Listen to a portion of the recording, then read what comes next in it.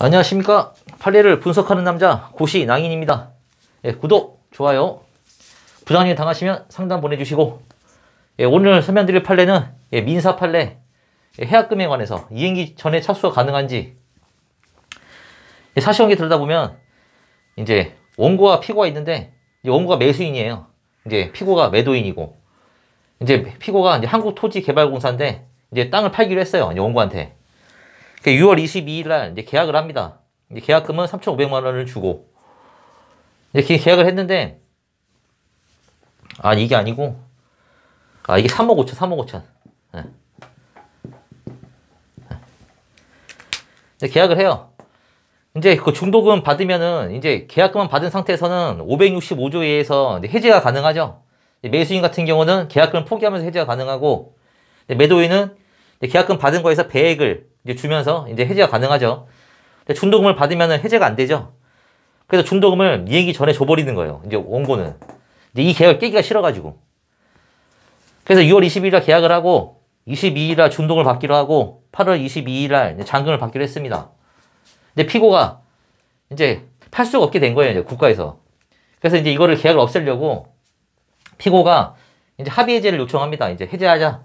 이제 해제를 하면서 이제 565조에 따라서 계약금의 배액 7억 수령해 가라고 이제 최고를 해요. 원고한테. 7억 받아가세요. 우리 해제합시다. 이제 중도금 받기 전이니까 계약 해제가 가능하죠.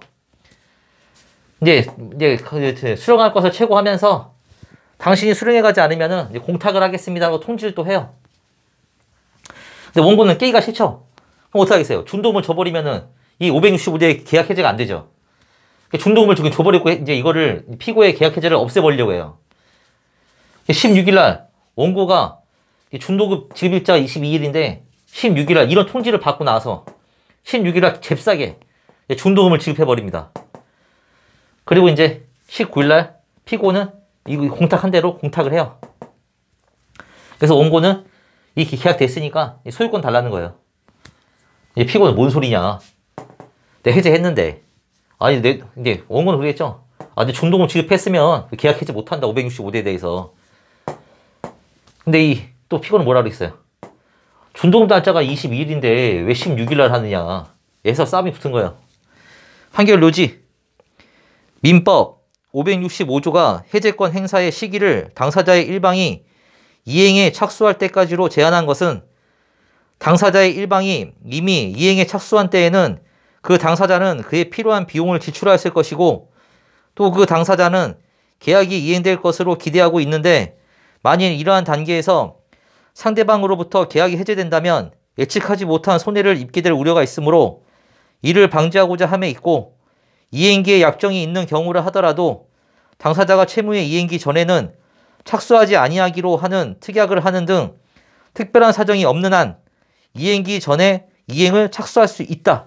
그러니까 논점에서 이행기 전에 착수가 가능한지 한정 적극 원칙적으로는 가능해요. 근데 예외 특별한 사정, 특별한 사정이 없는 한 가능하다 했어요. 근데 이 사례에서는 특별한 사정이 있느냐? 예, 특별한 사정이 있다고 봤습니다. 그러니까 예외로 가는 거죠. 그러니까 이행기 전에 이행이라는 게 그 중도금을 말하는 거예요. 매도인이 민법 565조에 의하여 계약을 해지한다는 의사표시를 하고 일정한 기한까지 해약금의 수령을 최고하며 기한을 넘기면 공탁하겠다고 통지를 한 이상 중도금 지급기일은 매도인을 위하여서도 기한의 이익이 있다고 보는 것이 옳고, 그죠?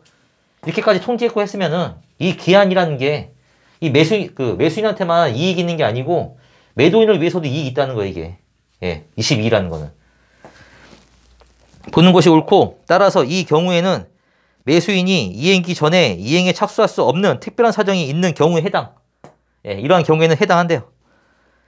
해당하여 매수인은 매도인의 의사에 반하여 이행할 수 없다고 보는 것이 옳으며, 매수인이 이행기 전에 더욱이 매도인이 정한 해약금 수령기한 이전에 일방적으로 이행에 착수하였다고 하여도 매도인의 계약 해제권 행사에 영향을 미칠 수 없다. 예, 이 전에 수령했다 해도 영향을 미칠 수 없대요. 해제할 수 있다는 겁니다. 특별한 사정이 있잖아요. 그 전에 얘가 수령할 것을 최고하고 계속 했는데 얘는 알면서 그냥 뭐 집어넣은 거 아니에요. 자기 그냥 그거 빨리 하고 싶어가지고. 그러니까 한마디로 이 565의 취지를 이 사람이 악용한 거예요. 그래서 이제 매도인이 계약을 해지하기 위하여 계약금의 배액을 공탁하는 경우에는 공탁원인 사실에 계약 해지의 의사가 포함되어 있다고 할 것이므로 상대방에게 공탁 통지가 도달한 때에 계약 해지의 의사 표시가 있었다고 보는 것이 옳다. 그러니까 이 공탁은 이 사람 중도금 지급 후였지만 공탁 통지했을 때 계약 해제가 정확히 갔다는 거예요.